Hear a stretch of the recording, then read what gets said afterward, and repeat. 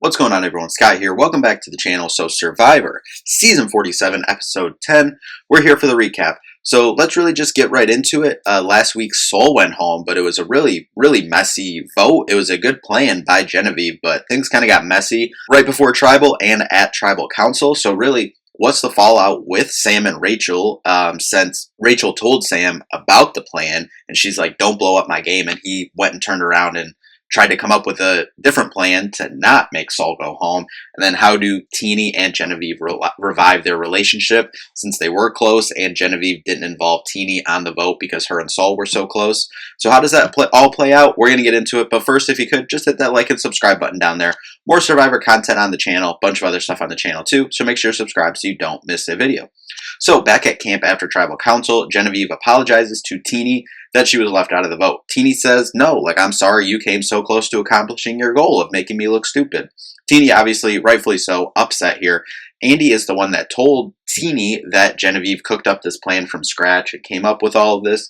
Genevieve tells her that she wanted Sol out for so long and that he wasn't good for her game, but didn't want to get him out because of her emotional connection to Teeny. Teeny feels that she did this vote because it was to intentionally humiliate her. Both of them have an honest discussion about how they both play the game differently. Teeny plays with a lot of emotion and believes everyone is telling her the truth, and Genevieve thinks that her closest person is lying to her. So they recognize that there's an end coming here, and it's not with both of them holding the $1 million at the end of this. Teeny apologizes in the morning to everyone, but honestly, she was really only mad at Genevieve. Genevieve and Andy talk about getting Tuku out because there's 4 of them, so the plan here is to either go after Kyle or Gabe because they have done so well in the challenges.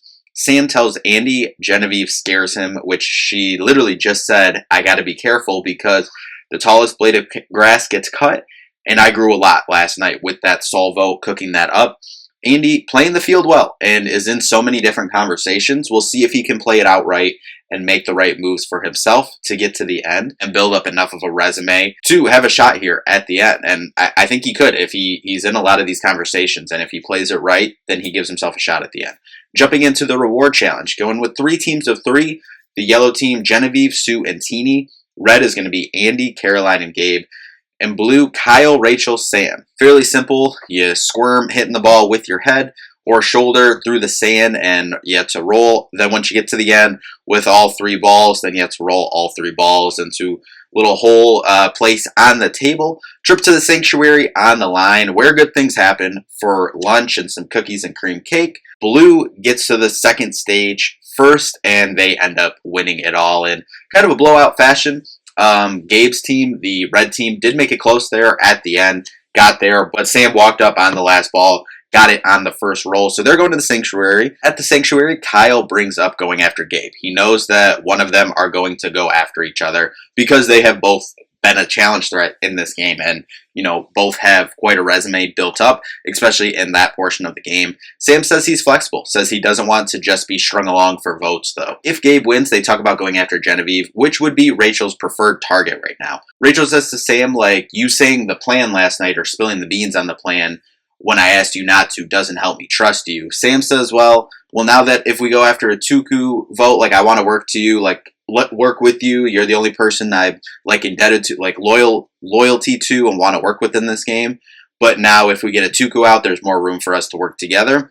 Rachel agrees and says, well, every time I give Sam an option, he shows me I can't trust him, but says that she is open to hearing the plans, but she doesn't know if she'll go with them. Andy is trying to build something with Sue, and her still being mad about Kyle writing her name down literally over a month ago. It seems like at this point, with a compilation of her talking about how much she does not like Kyle throughout this whole game is still wild for me. That was what, day 3 or something like that he wrote her name down at. Whatever. We're moving on. But as Genevieve says, I'm sorry. If Kyle's there at the end, I'll vote for him. Like, I'm sorry, guys. I will. And I feel like a lot of people feel that way. And he's a big threat in this game, so they should feel that way. Sam tells Andy and Teeny about getting Gabe. Teeny seems interested in working with Sam since they are kind of similar, having lost someone who they were very close with in the game and worked with for a good portion of the game to this point. Teeny is really struggling with mourning the Genevieve relationship, really, as she talked about, and really some insecurities that she struggled with in her life outside of this game and now here in the game. While she's talking about this, we see her side of her bag catch on fire and start to burn. And she's like, this, one thing after another. And as Teeny says, getting kicked while she's down, but that this kind of lit a fire under her for a new life in this game. Jumping to the immunity challenge. Had to balance a ball on a wooden disc while balancing on a tiny piece of wood, adding up to a total of 3 balls. A guaranteed spot in the final 8 is on the line, so a lot of stakes. Also, we're at the rice negotiation. Need 4 people to sit out. Jeff asks for. They try to get 3. He says no. They try 2 with giving up a shot in the dark, and then they bring up, what if we all give up the shot in the dark? And Jeff's like, whoa, are you sure you guys are doing this? I'll listen to this, but are we sure? They kind of go down, and everyone's like, yeah. Sam is the last one struggling because he does feel like he's at the bottom, and Gabe does a good job to give him credit of, talking him into doing it, kind of like, if you feel you're at the bottom, your vote is more important than your shot in the dark, and, the rice can give you fuel to, do good in the challenges. It was a good, convincing job from Gabe, and, like Sam would later on say, it's like, I'm not going to keep rice from the group, so he gives up his shot in the dark too, so Jeff takes the deal. A little bit of history there, as Jeff says. I will be curious, as Jeff does mention, though, if this comes back as someone second-guessing this later on, that they wish they had their shot in the dark. I think it will as well. I think that was too big of a bargain for a bag of rice to get through the last little bit of this game. Windy day, making this challenge more difficult, but it comes down to Kyle and Sue, funny enough, and Kyle wins his 4th individual immunity challenge. Sam didn't want to give up his shot in the dark, but feels cautiously optimistic about the alliance that he was working on to get Gabe out. Teeny knows it's a delicious option to get Genevieve out, but knows that they need to go after Gabe first because of his threat level currently, and with him not winning an individual immunity challenge today. Gabe is worried about Genevieve. Gabe says he's felt the best that he's ever felt. Never a good sign to feel the best you've ever felt.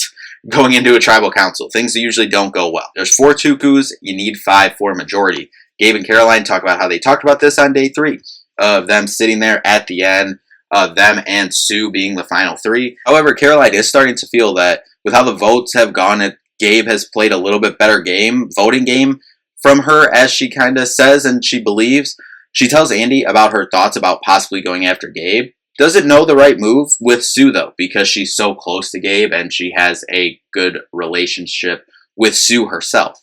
Rachel throws to Caroline, what if we keep Gabe to get Genevieve out? So there's still a bigger threat always in the game in Gabe, and no one's looking at them yet. Kyle kind of feels the same, because if Gabe's gone, then he's public enemy number 1. As soon as he doesn't win an individual immunity, he's probably out of here, because he could very well just win out the rest of the way in terms of the immunity challenges. So Genevieve is pretty worried, and she says it's her least amount of confidence that she's had so far. Genevieve says to Teeny it's going to be herself or Gabe, and Teeny's like, well, yeah, but it's going to be Gabe. So, basically like reassuring her, I'm guessing you'll be fine. Kyle tells Gabe it's you or Genevieve. Gabe's like, no, Caroline and Sue will not go for him. Gabe says to Genevieve, I'm not saying you, but someone has my name out there. Genevieve says, I feel like everyone's saying me and talking to you. It's a really random group, as I believe it was Genevieve kind of talking about there as we had to commercial before Tribal Council, but you have the Tuku 4, and then you have a mix of kind of everyone else who has worked with each other, voted against each other, and so it's a weird, different mix of group of everyone there, but both feel that if they can make it through this Tribal Council, the game will be wide open for them, as Genevieve says, and as Gabe thinks, if he gets through tonight, he feels like he's got it. Rainy, stormy Tribal Council, big talking points about community and what's everyone's criteria for sending someone home. And the fact that everyone has different criteria and the criteria is always changing.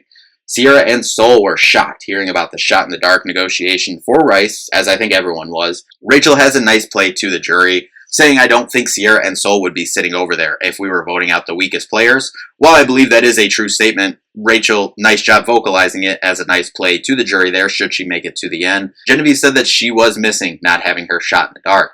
And so Jeff was like, so you really are, like second guessing the decision earlier. And she's like, well, I'm always, kind of second guessing and overthinking things. But yeah, kind of. Sam sums up the game pretty well and says that today was the first time in a while he was feeling good, that he was part of the community again.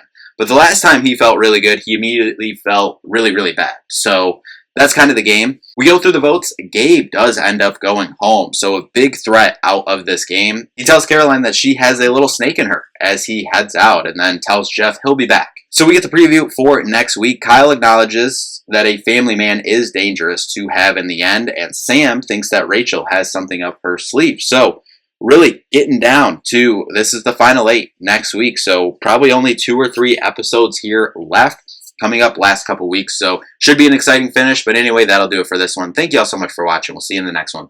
Peace out.